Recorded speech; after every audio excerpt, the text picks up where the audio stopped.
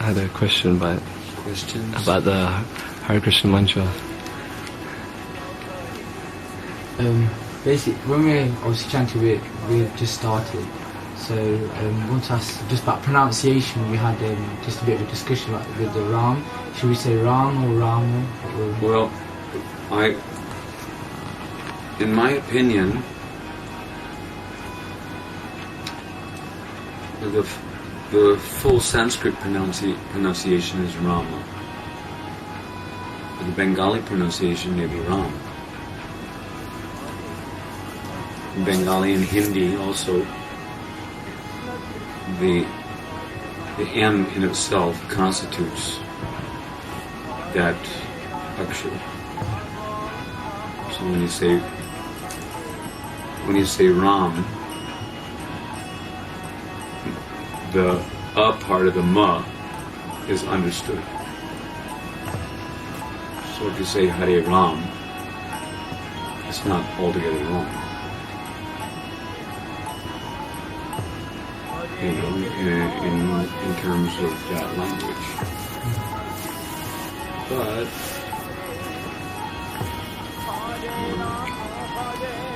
like, you know, I've heard some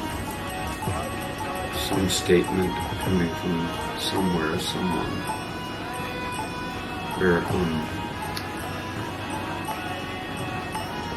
that Ra, you know, gets you out of Maya, and Ma, you know, shuts the door so that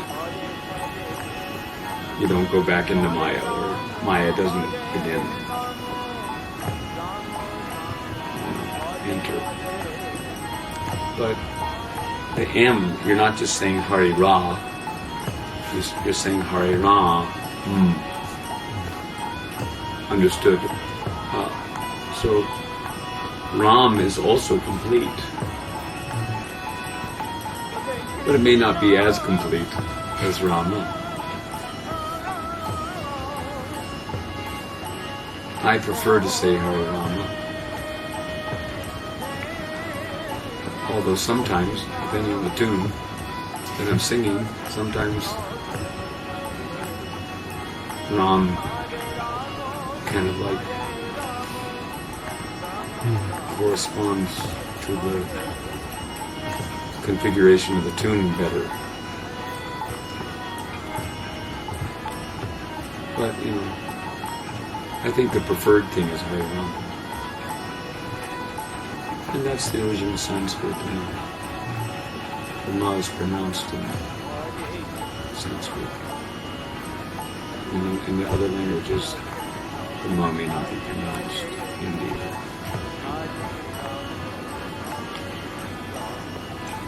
So, you know, you say, because you do hear a lot, and to be honest, when there's some other tunes that we do that are more Bengali orientated, even myself, I'm a victim of going Ramu.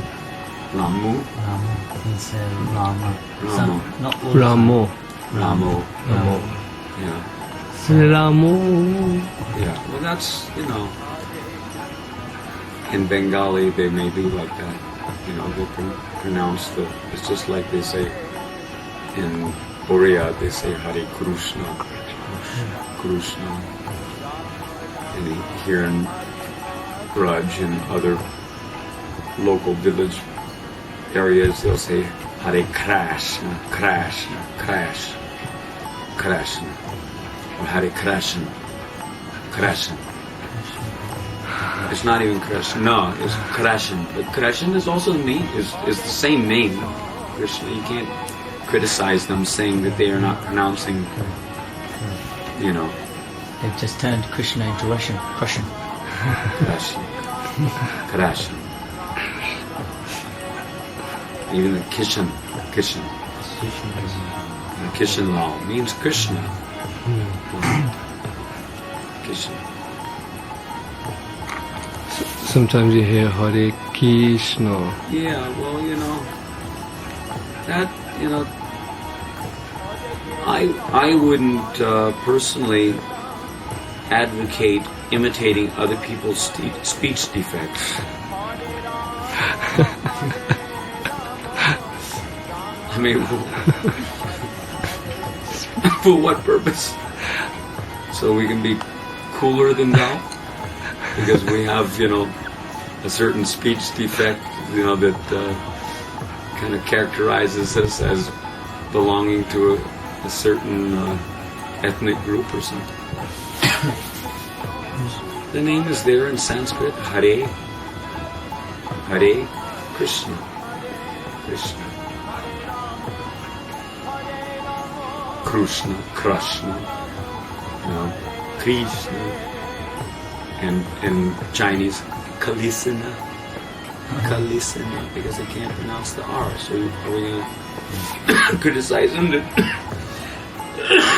they're not pronouncing God's name, and therefore they won't get the benefit of calling on the name of God?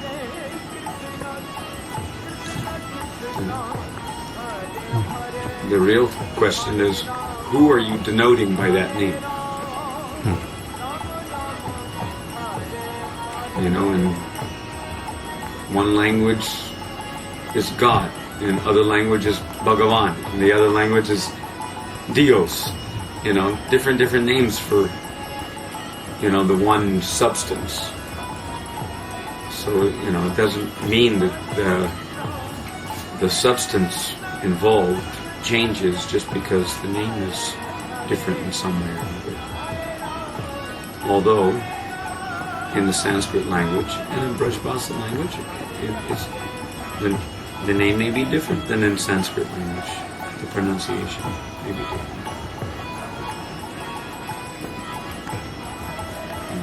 So, but the person is the same. And when we say that the name is absolute,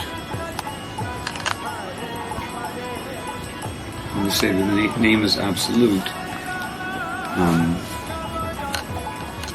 and therefore the name is non-different from the person. So when I say Krishna, is the person that name denotes going to have a different root than if I say Krishna in terms of the Orient inflection? When I say Krishna, is it that somehow or other Krishna's going to be having a rounder mouth that's going ooh? And, instead of, Krish, Krishna, well, if I say Krishna, then Krishna's form of Krishna is going to have a E appearance, and when I say Krishna, the form of Krishna is going to have a U appearance on it, because Krishna and Krishna somehow or other change the form of the personality of Godhead that name is denoting.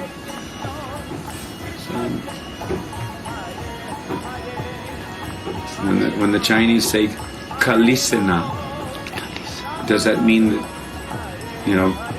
Kalisina, that's 4 syllables. Kalisina. So does that mean Krishna's no longer Tribhanga? He becomes 4-bunga? Charbanga? Kalisina.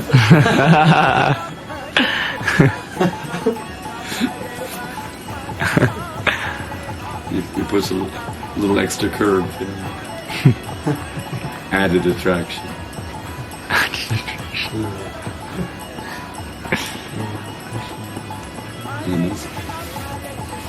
I wanted to ask a question about Kirtan itself. How do you come up with? Is it bona fide, if you like, to just make up your own tunes, or how do you come up with tunes, and how? Can you just you hear a pop song or something and then kind of dovetail it to add the Hare Krishna mantra? That's been done before.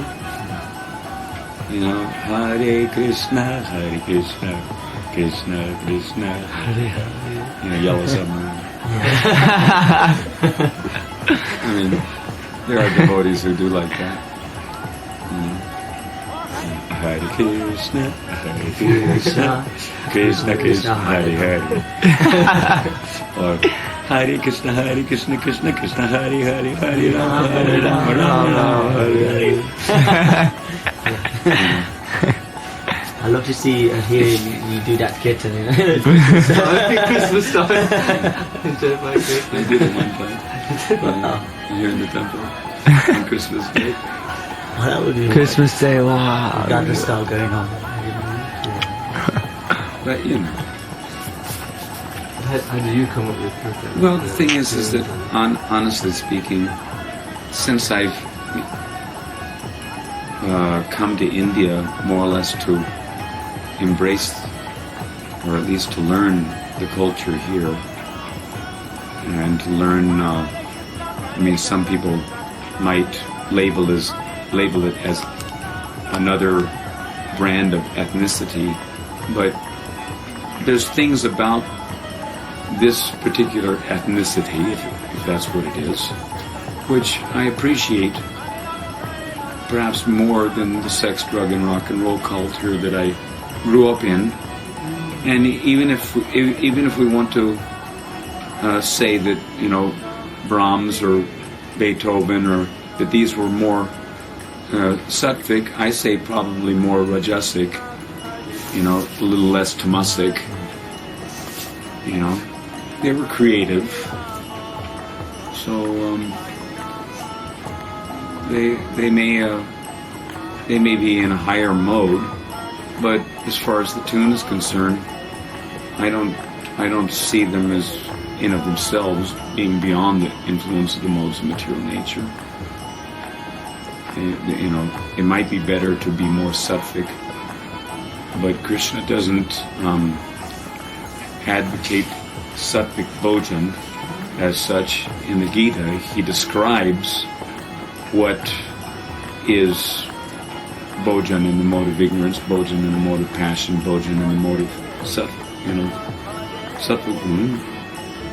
But just like he describes sacrifice in the three modes of material nature, but he doesn't say to Arjuna that he should, you know, get himself involved in one of the modes of material nature. He advocates to Arjuna, you know, Triguna Vishaya Veda Nistrigunya Bhavarjuna. He says, rise above the influence of the modes of material nature, you know, and be freed from anxiety for gain and safety, etc. Ultimately, Krishna in the Bhagavad Gita is advocating that you take remnants of foodstuff which is offered in sacrifice, you know, and which more or less becomes transcendental to the modes of material nature because of Brahmarpanam, Brahmahavir, Brahmagno, Brahmanahutam. Yeah. It becomes, you know, one with Brahman on the spiritual platform. In other words, it becomes Krishnized. And in that way, you know. So similarly, you could say that there's different ways of looking at it. You can say that whatever, you know, is offered to Krishna, because it's offered to Krishna, if Krishna accepts it, you know, depending on the sincerity of the offering, and depending on whether he deems the circumstances to be meriting the consideration of a special causeless mercy on anyone, then he may accept, you know, your hardcore rock and roll Hare Krishna tune, you know, and then it becomes, you know, transcendental to the three modes of material nature. In a similar way that, you know, you can say that Arjuna, when he was fighting in the Battle of Kurukshetra, he wasn't exhibiting sattvic qualities of a Brahmin in the sense that, you know, yajan, patan, dan, pratigraha, samo, dhamma, tapat. You know, in certain respects you can say that he was beyond that because, and therefore inclusive of that, in that, as Vishwanath Chakravarti, you know, says that the arrows are the ghee offered in the fire of the sacrifice of the fight, you know, or whatever, however he put it, like that, you know. And Arjuna's the Brahmin, priest offering the oblations into the fire, the sacrifice of fighting for the cause of Krishna. So in that sense, because Arjuna was acting under the auspices of Krishna for the purpose of satisfying Krishna without any consideration of personal happiness and distress in the matter, that puts him on another level certainly than what could be considered as sattvic karma, whether it's sakama sattvic karma yoga, or whether it's naiskama or nishkama sattvic karma yoga. Arjuna wasn't acting as a karma yogi, although there was so much discussion about so many different topics of progressive transcendental realization or programming for gradual upgrading of a living entity. So many things were discussed in the Gita, but Krishna's ultimate purpose was to show the highest principle, the highest substance, in contrast to the various other